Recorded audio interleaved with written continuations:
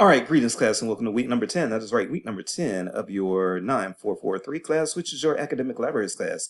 As always, I'm your professor, Dr. J.S.K. Austin, and again, we are going to have a rather short check-in video this week. This one will definitely be fewer than 15 minutes, maybe even less than 10 minutes, because there is not a lot to say. And again, we have done actually most of the heavy lifting in this class already, as I've mentioned earlier, believe it or not.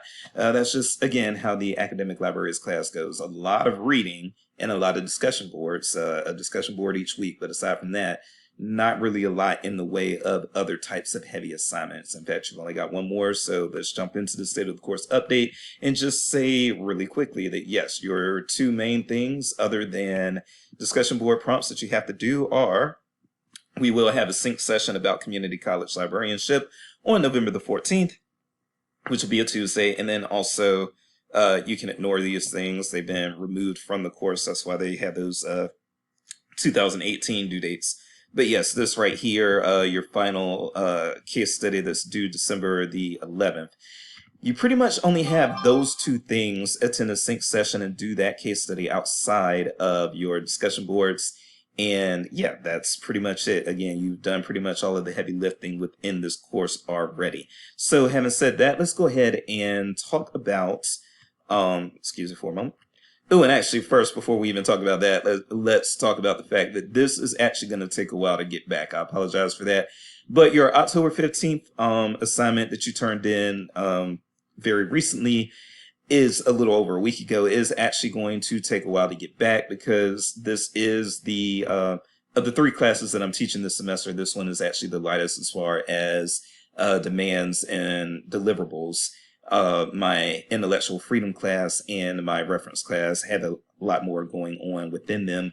And because of that, I've got to prioritize the grading for those, as well as grading for e-portfolios and admissions work that I have to do. That's all on the main Mizzou side of my workload. But then there, of course, and you'll see this when you all become academic librarians, if you become academic librarians, what you do for your place of employment directly is only going to be a little bit of your job. And so I do want that to be clear. I think I may have mentioned that in this course before, but if not, yes, what you do for your actual employer is going to be only a little bit of your job. It's going to be a lot of your job, but at the same time, only a little bit of your job. And what I mean by that is, yes, I spend a lot of time maintaining my courses with Mizzou, but outside of that, and you'll do this as a librarian, this isn't just me as a professor, you do this as an academic librarian as well.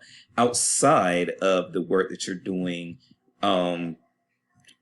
for your host institution, for the academic library that you work for, you are going to be doing some university-wide work, and you are going to be doing some publishing and presenting, which is not necessarily going to be presented or published at your academic library. You might be doing it at conferences. You might be going through some form of academic press or journal in order to publish your research or whatever you're writing. And then also, your service work, a lot of times it's going to be service work, not just for your particular institution, your particular library, or your university, but you're also going to more than likely join some different associations and organizations within the field, and you're going to be doing a lot of service work for them. So I say all that to say that, yes, I'm bringing it back by saying that, yes, I do have a lot of work that I do specifically for Mizzou. But then there's a lot that I do outside of Mizzou. But even with the work, just the work that I have to do specifically for Mizzou, yes, it's a lot going on there. And so with the other two classes and the other extra things, the e-portfolio and the admission stuff that I have to do, yes, the grading on this is going to take a little while. But it'll get graded eventually, and it'll definitely be graded before that December 11th date, because I want to make sure that if you all have any problems, whether it's APA problems or something like that, that you see what went wrong before you actually have to turn in your final assignment. All right, and that's pretty much it for state of the course. So what I'm going to do very quickly, we did already have a presentation on hours. We had a presentation from my former boss, Jennifer Hughes, during a sync session on academic library hours, but she was just basically mostly talking about her experiences with hours and how they were affected. There was one piece about hours that was not really covered in that, She did talk about going to and then going away from the 24/7 model, but there's something related to the 24/7 model that she didn't talk about, or the 24-hour model, even if it's 24/5 as opposed to 24/7, that she did not talk about that I do think is worth noting, and it's not going to take me a long time to note it, so we're going to note it right now, and I am going to put also a couple of links in the announcement so that you can see some contrasting opinions, if you will. So, let me see if we have. Yeah, so I'm going to include two of the results from my Google search here, but so I'm gonna include this one that says why on-campus libraries should be open 24/7, and then I'm going to include this case against 24-hour access. But here's what I'm going to say. I'm not going to weigh in one way or the other. I think that different colleges have different needs, and it's just as simple as that. So there are some universities that probably need to do the 24/7 thing or the 24/5 thing, and then there's some that don't, and it's okay. I am not going to say there needs to be one size fits all across all universities. However, here is what I am going to say.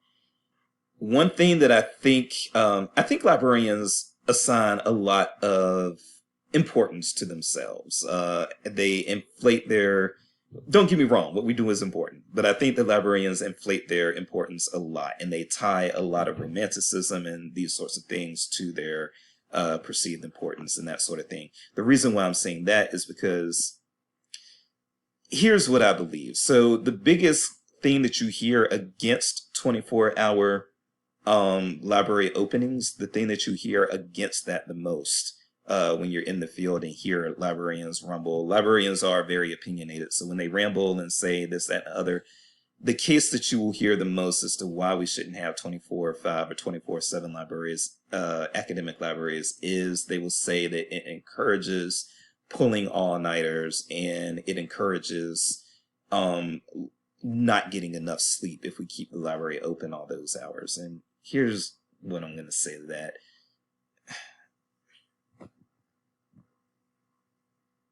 I don't think that people are going to make those decisions just simply based on what the library does. And again, that's me consistently believing that we inflate our importance and that we take ourselves a little too seriously sometimes. I think that students who want to pull all-nighters are probably going to do it, or not necessarily want to pull all-nighters, but students who procrastinate and end up doing things all in one night, or students who they prefer to have during exams, especially just staying up and studying all night or whatever they do.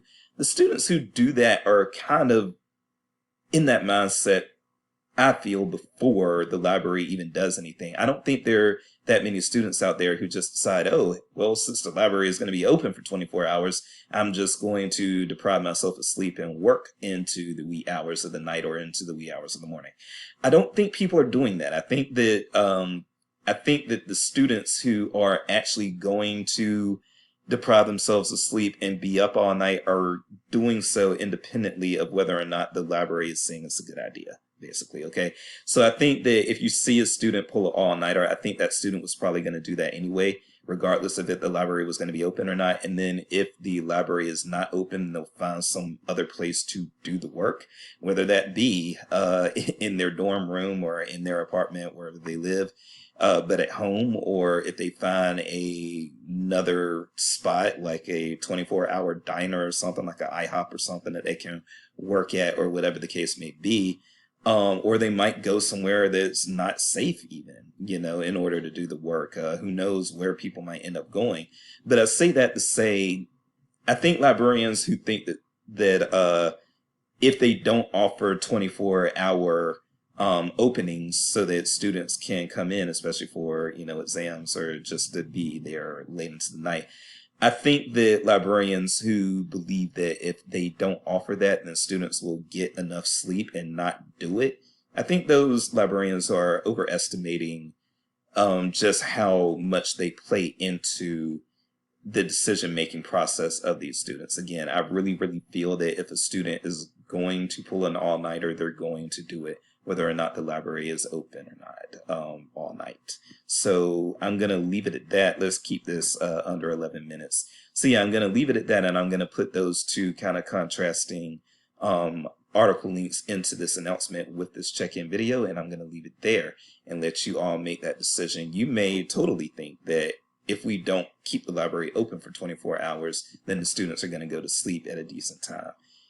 And quite frankly, I don't have the research to really dispute you. I just think anecdotally, I don't believe the students really are basing their decisions on whether or not they're going to stay up on if the library is going to be open. I don't think that that's factoring into the thought process that much. But anyway, so yes, I am going to leave it at that. I am Dr. Jace, and if anybody has anything that's pumpkin spice, I sure would like a taste, because October is almost over. I will see you all next week. Glad to have you. Love y'all. Y'all are doing great. Take care.